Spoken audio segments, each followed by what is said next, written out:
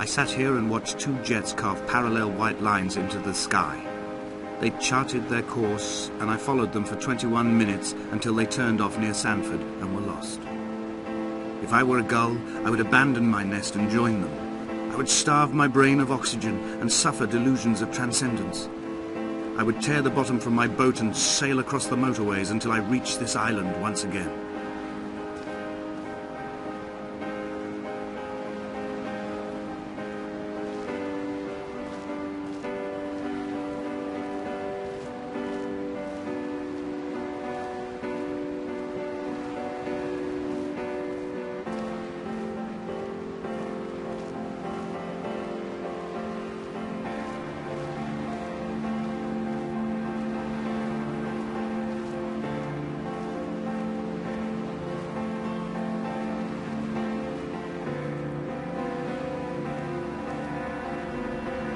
Fire and soil, I chose fire. It seemed the more contemporary of the options, the more sanitary. I could not bear the thought of the reassembly of such a movement. Stitching arm to shoulder and femur to hip, charting a line of thread like traffic stilled on a motorway, making it all acceptable for tearful aunts and traumatized uncles flown in specially for the occasion. Reduce to ash, mix with water, make a phosphorescent paint for these rocks and ceiling.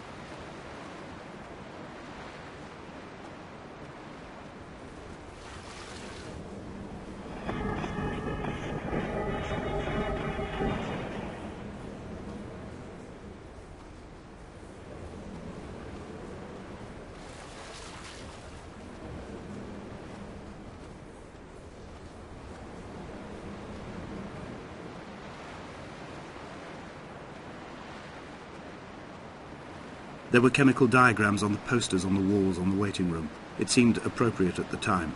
Still life abstractions of the processes which had already begun to break down your nerves and your muscles in the next room. I crammed diazepam as I once crammed for chemistry examinations.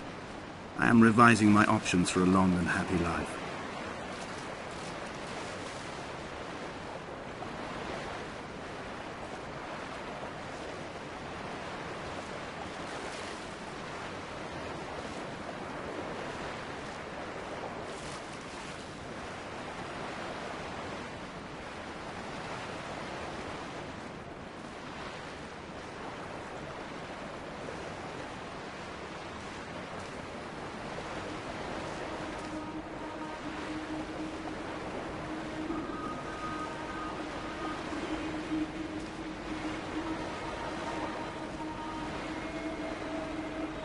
From here, I can see my armada.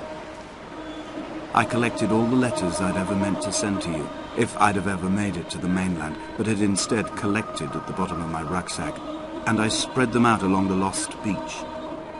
Then I took each and every one, and I folded them into boats. I folded you into the creases, and then, as the sun was setting, I set the fleet to sail. Shattered into 21 pieces, I consigned you to the Atlantic, and I sat here until I'd watched all of you sink.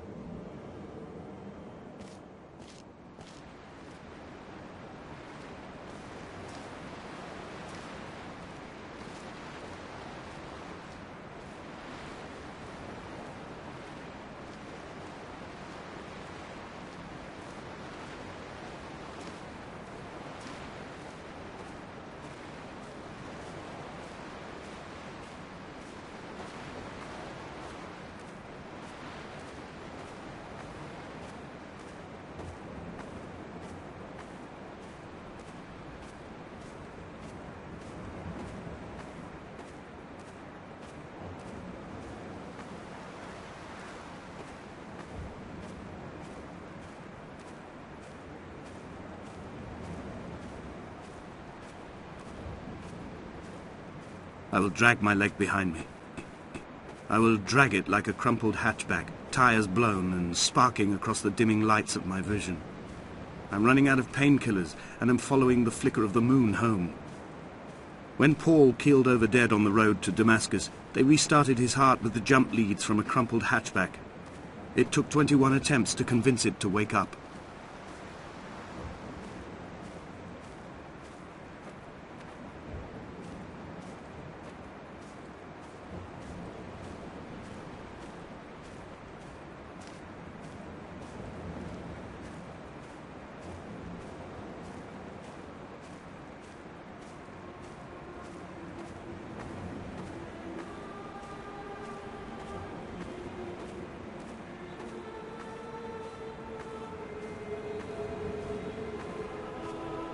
I've begun my voyage in a paper boat without a bottom. I will fly to the moon in it. I've been folded along a crease in time, a weakness in the sheet of life. Now you've settled on the opposite side of the paper to me. I can see your traces in the ink that soaks through the fiber, the pulped vegetation. When we become waterlogged and the cage disintegrates, we will intermingle.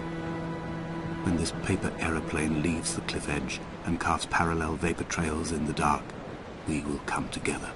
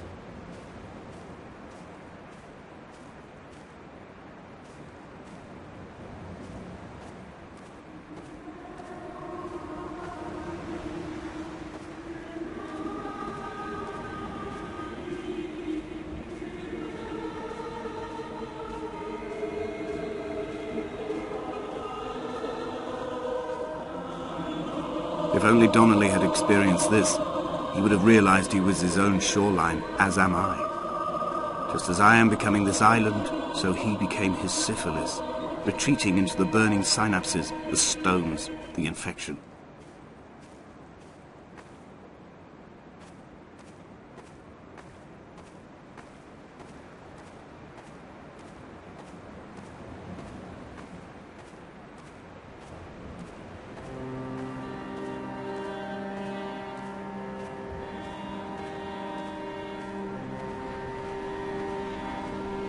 bent back like a nail, like a hangnail, like a drowning man clung onto the wheel, drunk and spiraled, washed onto the lost shore under a moon as fractured as a shattered wing.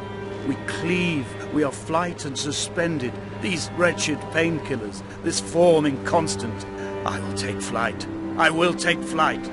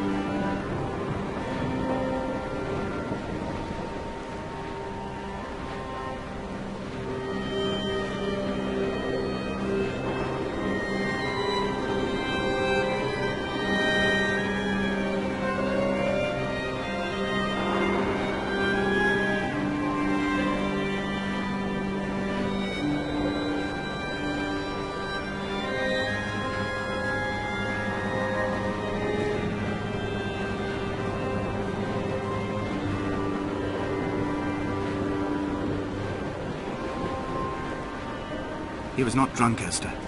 He was not drunk at all. He had not drunk with Donnelly or spat Jakobsen back at the sea. He had not careered across the lost shores and terminal beaches of this nascent archipelago. He did not intend his bonnet to be crumpled like a spent tissue by the impact. His windscreen was not star-studded all over like a map of the heavens. His paintwork etched with circuit diagrams, strange fish to call the gulls away. The phosphorescence of the skid marks lighting the M5 all the way from Exeter to Damascus.